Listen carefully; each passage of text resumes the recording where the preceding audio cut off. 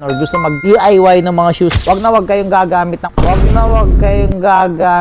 What's up mga ka-sneaker community? Today ay simple lang yung project natin, isang KB Mentality 2 Black Bolt Wolf Gray. Ang pinagawa ni Sir dito ay reglue. Kasi kung titignan nyo to, fresh na fresh pa talaga. Pero nung dumating siya dito sa amin, kailangan na talaga siya ng reglue. Ito yung before pictures ng sapatos ni Sir.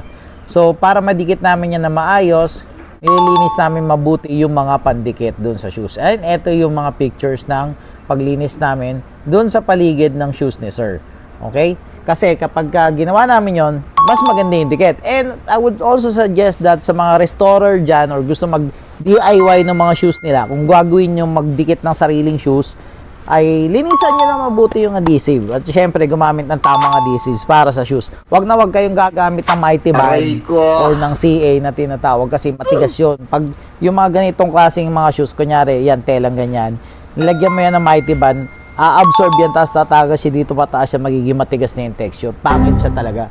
Sometimes, pwede mo subukan yon, pero pag sumablay, leave it to the experts like Sol Game para sa mga shoes nyo na good enough for balling. Shoutout kay Sir Gilig, Sir Joshua, ready for pick up na. So gay, pagod mong sapatos, we revive them.